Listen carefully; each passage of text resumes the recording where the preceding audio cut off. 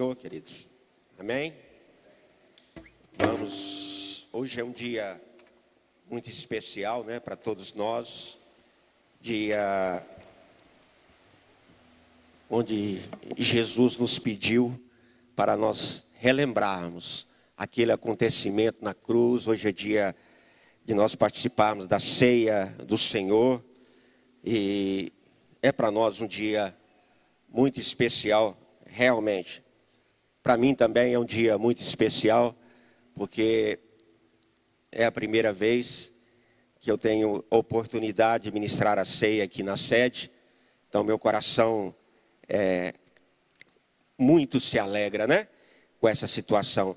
E aprove a Deus, né, pastor Adilson, de deixar os dois jovens aqui hoje, né, que os velhinhos não estão aqui hoje, só está eu e o pastor Adilson aqui, os dois mais jovens, os pastores mais jovens da igreja. Como é maravilhoso, né, irmãos? Tudo Deus prepara para um momento especial. E esse dia da Santa Ceia é este momento especial. Antes até da leitura, eu gostaria de fazer uma oração com os irmãos. Amado Deus, poderoso Deus, te louvamos, te adoramos, te glorificamos, Paizinho. Ó Senhor, ó Deus Todo-Poderoso, ó Senhor, desperta teu povo nesta manhã, Senhor. Senhor, tira dessa sonolência. Ó Paizinho, ó Senhor, nós queremos que o Senhor continue presente nesta manhã em nosso meio, Paizinho. Que o Senhor faça de uma forma muito especial, Senhor. Oh, Pai, nós estamos aqui nesta manhã, neste momento, Paizinho, para juntos relembrarmos, meu Pai, Senhor, a tua morte e ressurreição na cruz, Senhor, a nova aliança, Paizinho. Oh, Papai, abra os corações daqueles que estão nos ouvindo, oh, Pai, pela internet, pela rádio, os que estão aqui presentes. Abra os corações, Senhor, para a semente que será lançada, a semente da tua palavra. Ó Deus de mistério, que ninguém saia daqui, Paizinho, da mesma maneira que entraram, e que haja arrependimentos, Paizinho, que haja mudança de vida. Ó Senhor, que recebam a tua palavra de bom agrado. Ó Senhor, que não seja eu ministrar, mas seja o teu Santo Espírito ministrar nesta manhã para teu povo, em nome de Jesus. A igreja diga. Vamos ler, por gentileza, Romanos 12. Eu vou ler na versão NVT, Romanos 12, versão NVT, 5:12. Na verdade, Romanos 5, versículo 12. Romanos 5, versículo 12. Aleluia. Glória a Deus. Por esses dias, enquanto os irmãos estão procurando, os pastores daqui de Viçosa estão fazendo 7 anos que foram separados, né, para pastores. A Bíblia nos ensina que nós devemos honrar a quem tem honra.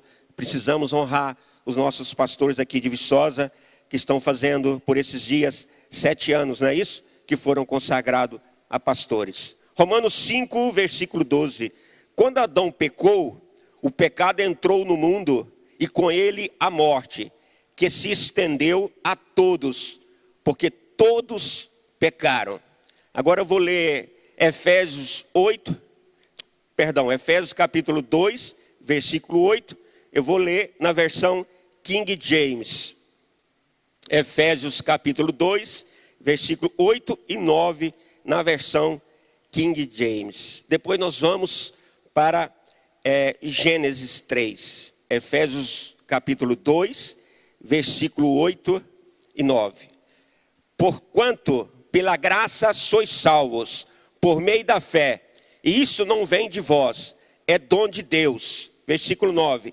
Não vem por intermédio das obras, a fim de que ninguém venha a se orgulhar por esse motivo. Agora gostaria de ler com os irmãos, peço um pouco de paciência, Gênesis capítulo 3, versículo 22 e 23. Gênesis, capítulo 3, versículo 22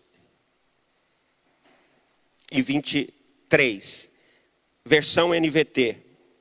Na versão NVT diz o seguinte: então o Senhor Deus disse: vejam agora, os seres humanos se tornaram semelhantes a nós, pois conhecem o bem e o mal.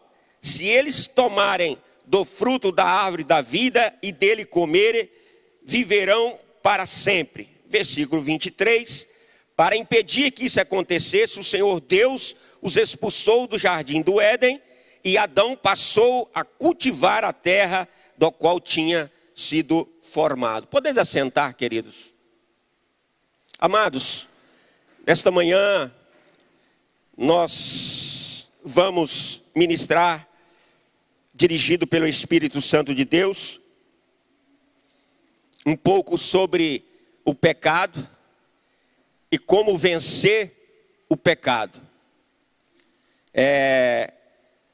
Em especial, nós vamos estar de uma forma resumida, falando do que Paulo nos ensinou, de Romanos 3, capítulo 3, a Romanos, de capítulo 8. Então, de forma resumida, nós vamos trazer aqui a doutrina do apóstolo Paulo.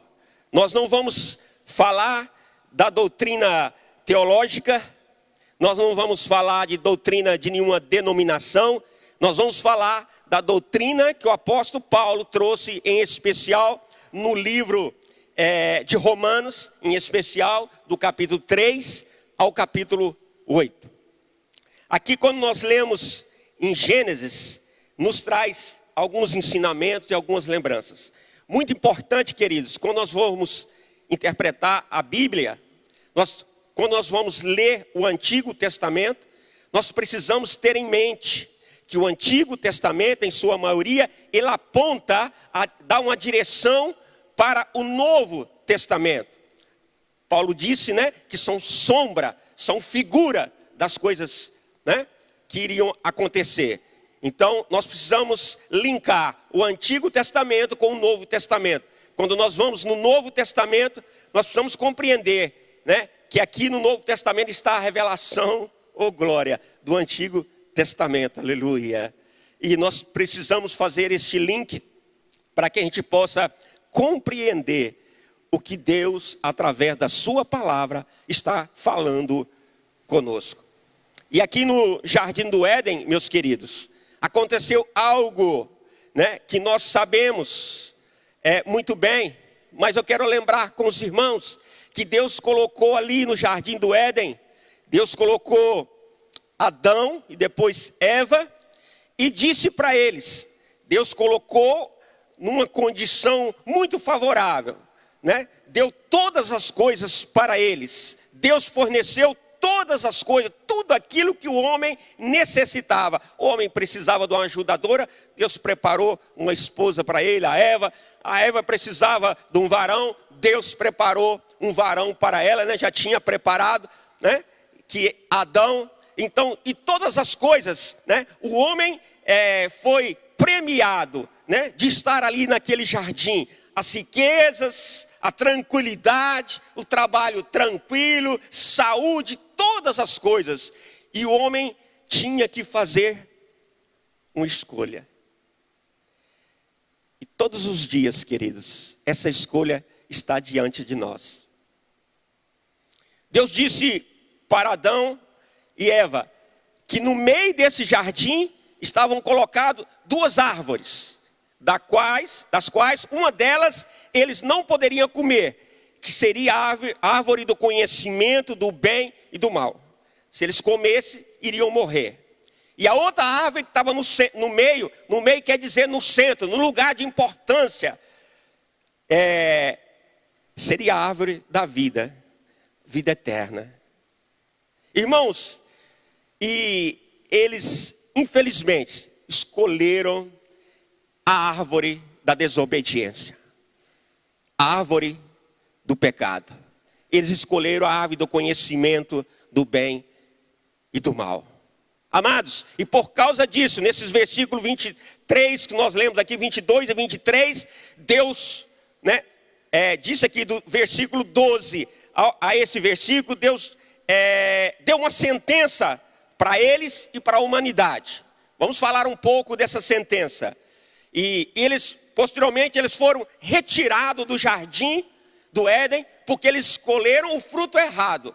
E eles não poderiam mais, debaixo do pecado, eles não poderiam comer então da árvore da vida e viver eternamente. Então eles foram retirados do jardim para que não comessem do fruto da árvore da vida.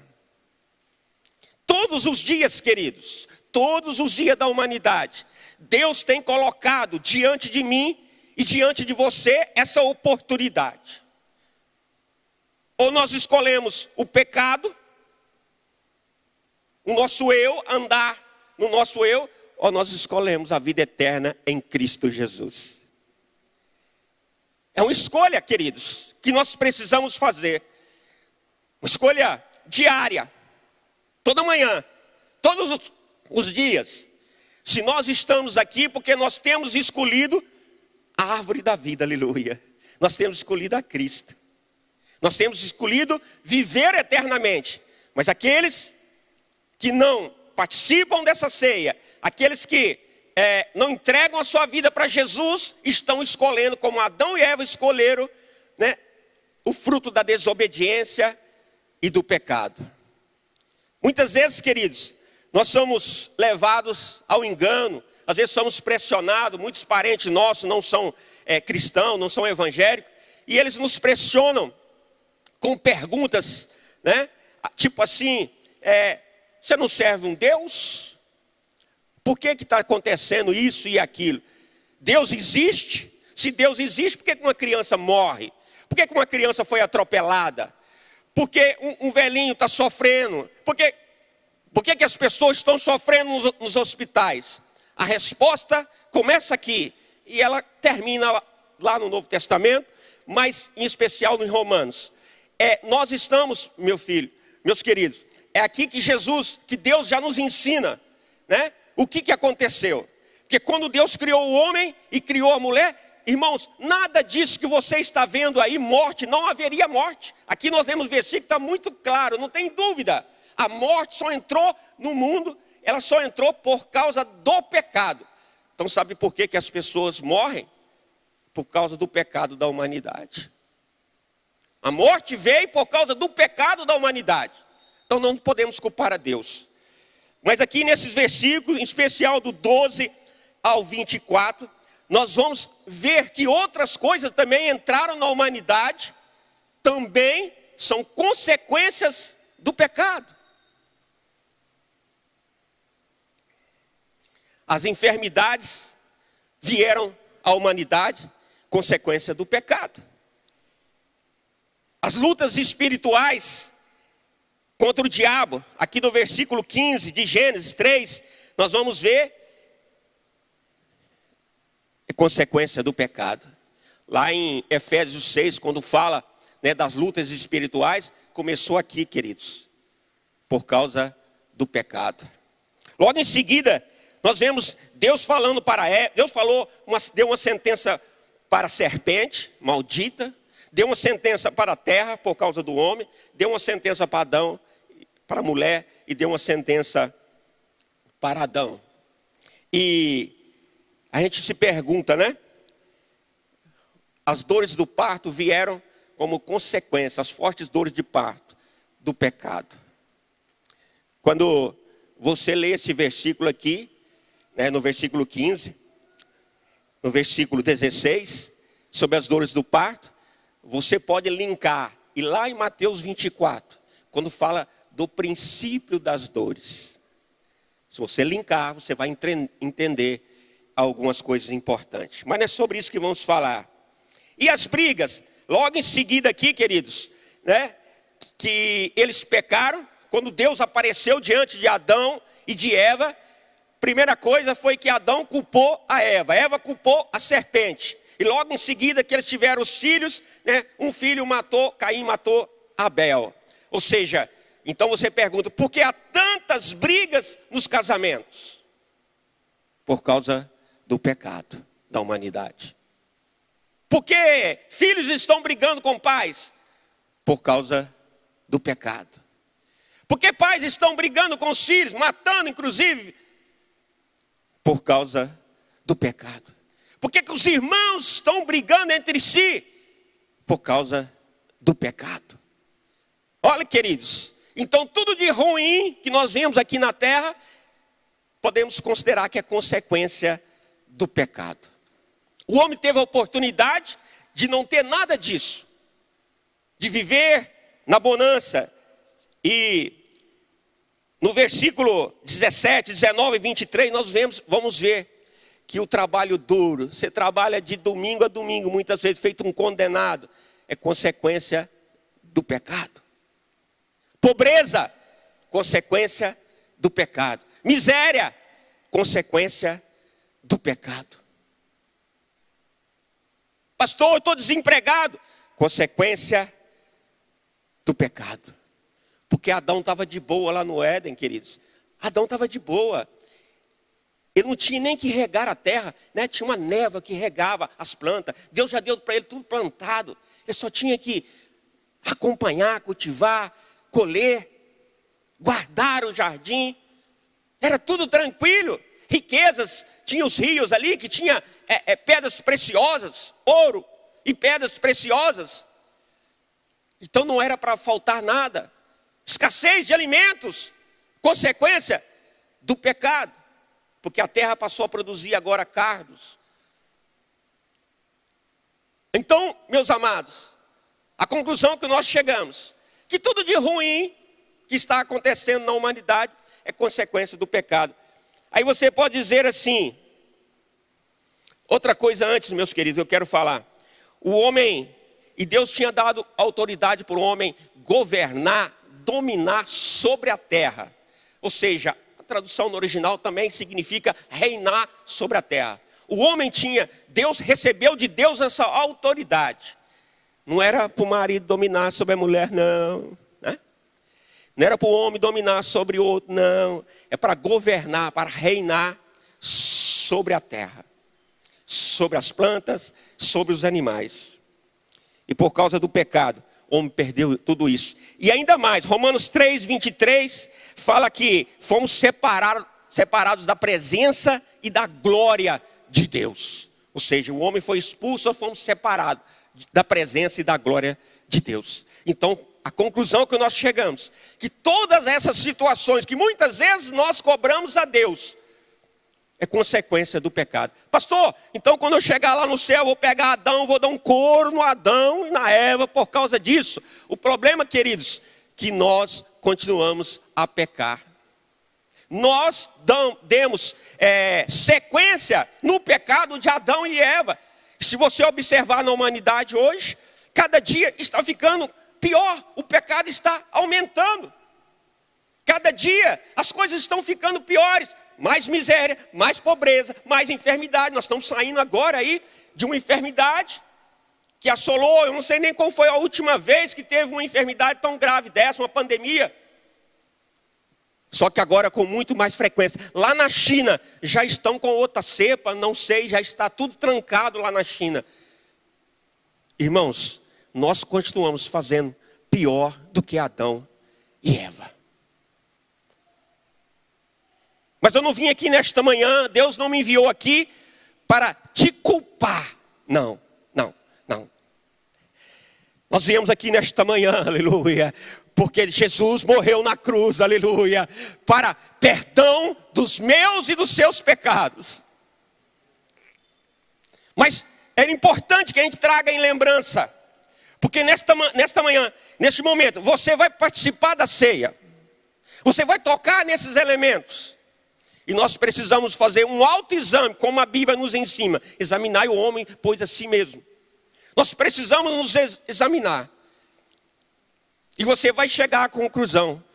Quão miserável homem ou mulher ou jovem eu sou.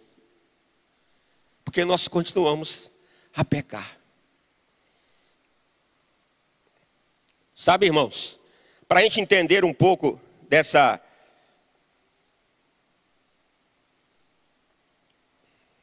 doutrina de Paulo, onde nós vamos entrar, estamos caminhando para entrar. Quero fazer uma comparação com os irmãos. Só uma comparação. Imagine que cada um de nós aqui, cada um de nós, devemos para alguém aqui na cidade, sei lá, 30 milhões de reais. Cada um de nós devemos aqui para uma pessoa 30 milhões de reais. E você vai chegar à conclusão, você não tem condições de pagar, nem eu, nós não temos condições de pagar. Nunca, se eu trabalhar a vida inteira, muito provável a maioria de nós aqui, podemos morrer de trabalhar de sol a sol, de 24 horas por dia, que nós nunca iríamos conseguir pagar essa dívida. Porque é muito grande a dívida para nós. Imagine, queridos, aí o que acontece? E essa pessoa, vou chamar de João, né? Esse João passa, você está vindo numa rua, e esse João que você está devendo, ele é esses milhares, passa na rua. E você vê lá na ponta da rua, João, o que você faz? Morrendo de vergonha, você dá meia volta, ó, e foge. Porque sua dívida, você sabe que a sua dívida é alta e que você está devendo àquela pessoa, o João. E assim, se você, todas as vezes que você vê o João na rua, você foge dele, você não quer a presença dele, porque a sua consciência vai te lembrar da dívida alta que você deve para João. Não é assim, queridos? Aleluia.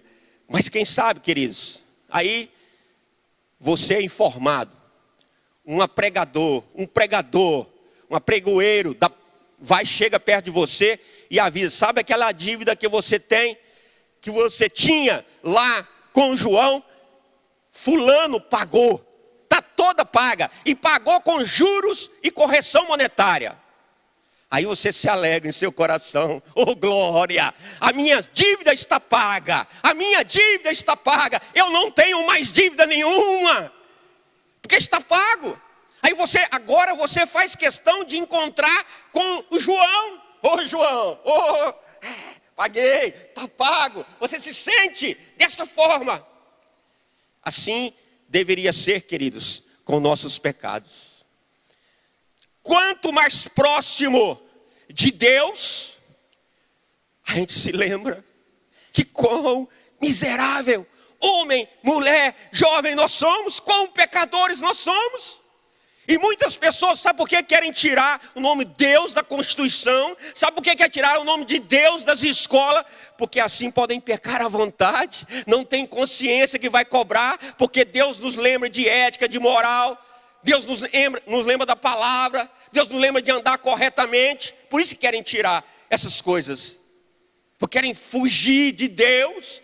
Lembra lá, no deserto, os homens não quiseram chegar até Deus, falando, não, vai você Moisés, vai você Moisés. Muitas vezes nós estamos assim, vai você pastor, vai você Moisés. Mas a sua dívida, querido, nós estamos aqui nessa manhã para te dizer que a sua dívida foi paga. É isso que Paulo está falando em Romanos. Existe, queridos, no direito, existe, vamos dizer, uma interpretação assim, que ninguém pode ser julgado 2 vezes pelo mesmo crime. Imagine que você matou alguém, foi condenado a 20 anos de cadeia, um latrocínio aí, vamos dizer aí, seguido de morte, roubou, matou e tudo mais. E você foi condenado a 20 anos de cadeia. O juiz te julgou, te condenou. E pronto, e você vai cumprir a pena, bem que hoje o trem está esquisito, né? Mas veja bem, o juiz não pode chamar você novamente lá no tribunal e julgar você novamente. Não pode, porque você já foi pelo mesmo crime. Pelo mesmo crime, você já foi julgado e condenado por esse crime. Assim também é na palavra de Deus, queridos. Nós não podemos ser julgados pelo mesmo crime, vamos dizer assim, 2 vezes. O que isso está querendo dizer, pastor? Dizendo que a Bíblia nos ensina que o nosso pecado já foi pago lá na cruz, queridos. Já foi pago. Está pago, não tem mais dívida. Então por quê? Por que você está lançando em rosto, primeiro em você mesmo, naqueles pecados do passado, se Jesus já pagou para você lá na cruz? Você não tem esse direito. Nem eu tenho esse direito.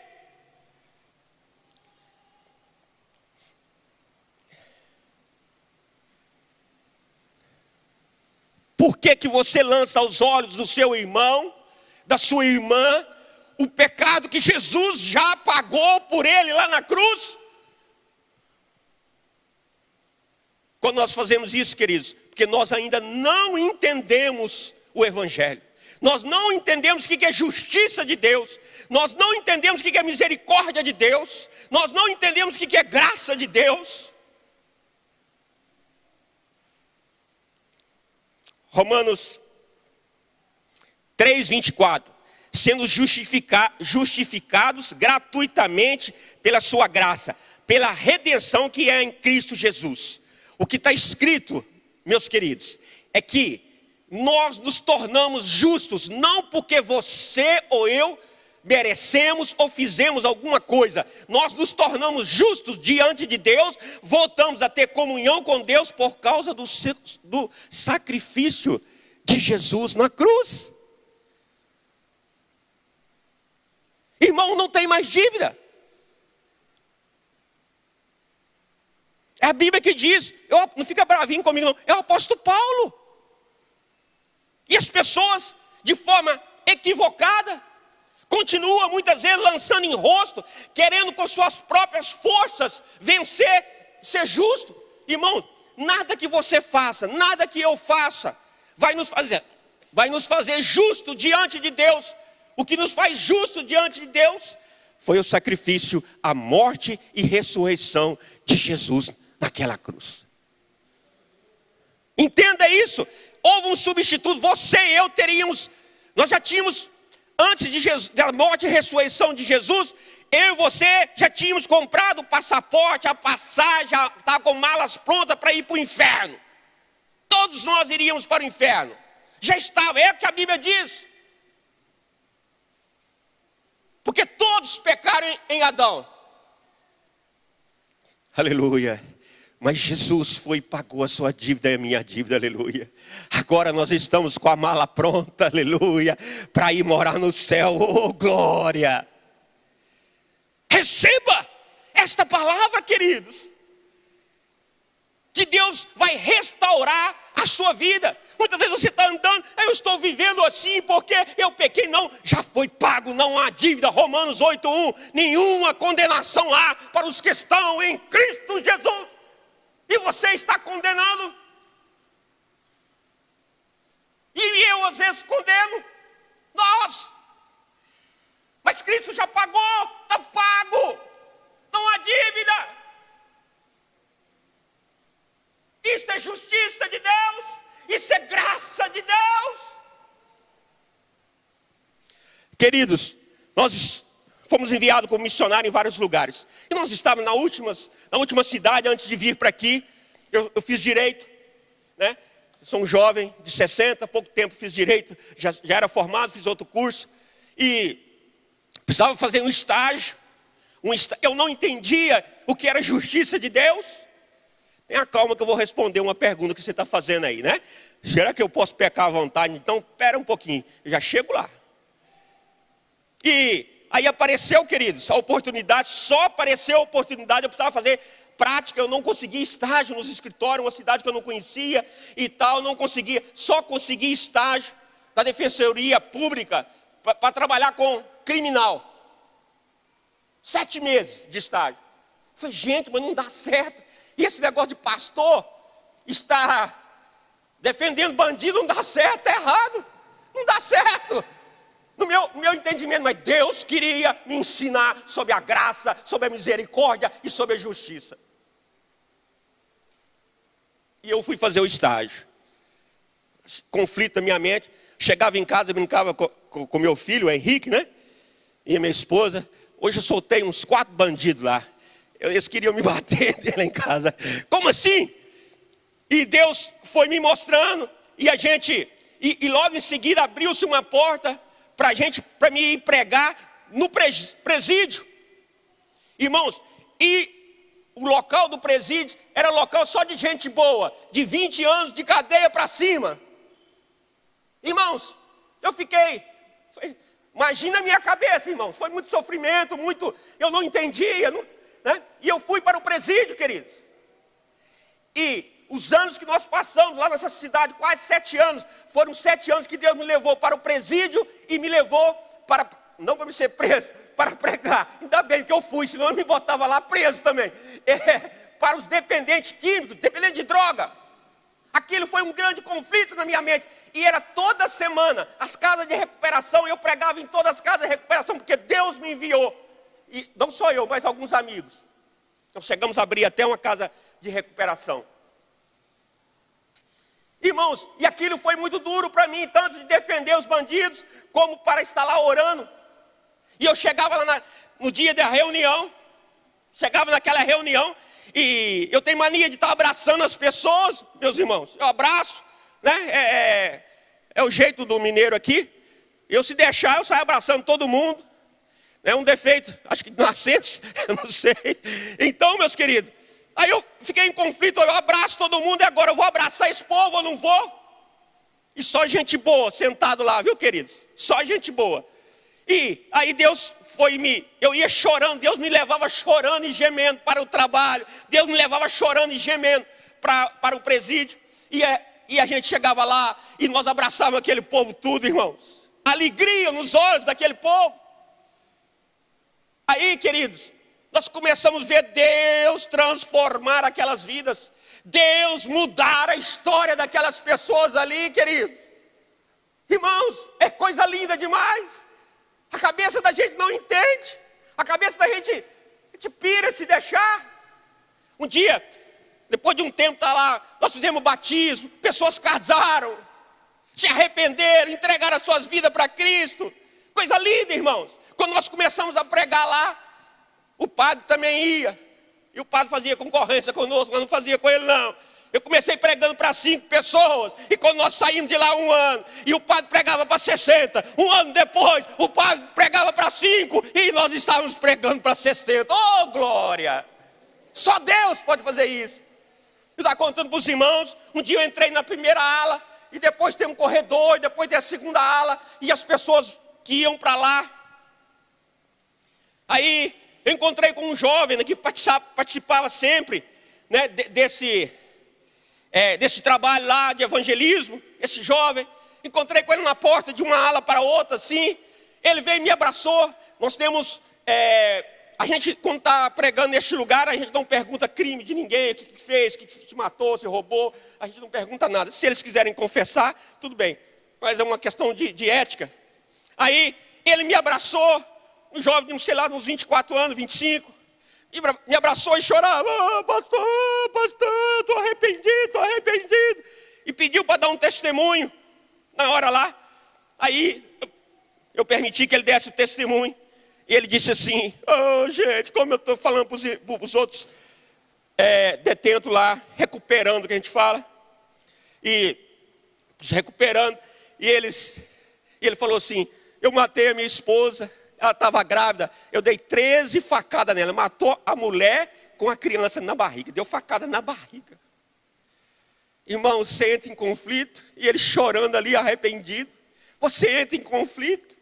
Mas é isto que é justiça de Deus. Entre nós aqui, nós queríamos, se for o caso, fazer ele, não é isso? Mas Deus o perdoou, aleluia. E quando ele morrer, se morrer em Cristo, vai morar no céu. E se a gente ficar apontando, corre o risco da gente perder a nossa salvação. Um dia, aqui, Atos dos Apóstolos, Pedro talvez era como eu e você. E Deus deu uma visão para Pedro de um lençol com os animais, né, os animais considerados naquela época impuros. E falou para Pedro, come, mata e come. Aí Pedro falou assim, eu não, Atos 10 isso. Eu não como nada impuro. Irmãos, muitos de nós, muitas vezes estamos presos na lei de Moisés. Não entendemos o que é graça de Deus. Não entendemos o que é misericórdia de Deus. O próprio Pedro aqui não entendia. Ele estava com um pé na graça e um pé na lei de Moisés. A lei de Moisés como ordenança. ela foi abolida, como ordenança, ela foi abolida. Ele disse que não comia. Aí Deus disse o seguinte, Atos capítulo 10, versículo 15, na versão NVT. Mas a voz falou novamente, não chame de impuro o que Deus purificou. Temos que tomar cuidado, queridos, para nós não cairmos nessa mesma armadilha. Deus ensinou a Pedro, Deus está ensinando a você e a mim aqui nesta manhã, nesse dia. Não considere impuro aquele que Deus já purificou para ele.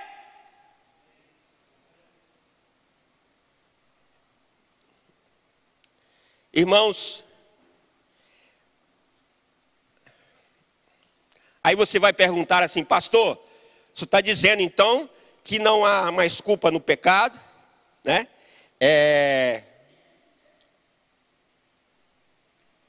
Agora nós somos justos, então o senhor está falando que a turma pode pecar à vontade, é isso? Irmãos, eu não vou discutir isso com você, porque Paulo já trouxe essa discussão. Paulo já respondeu. Como estou dizendo para os irmãos, a resposta é de Paulo, não é minha. Olha que Paulo diz em Romanos 6:1, versão ACF. Que diremos, pois? Permaneceremos no pecado para que a graça abunde? De modo nenhum. Nós que estamos mortos para o pecado, como viveremos nele, ainda nele? De modo algum, queridos. De modo algum. 1 João, capítulo 1, versículo 6, versão NVT. Portanto, se afirmamos que temos comunhão com Ele, mas vivemos na escuridão, ou seja, no pecado, mentimos e não praticamos a verdade. Versículo 8. Se afirmamos que não temos pecados, enganamos a nós mesmos e não vivemos na verdade. Versículo 9. Mas se confessarmos nossos pecados, Ele é fiel e justo para perdoar nossos pecados e nos purificar de toda injustiça.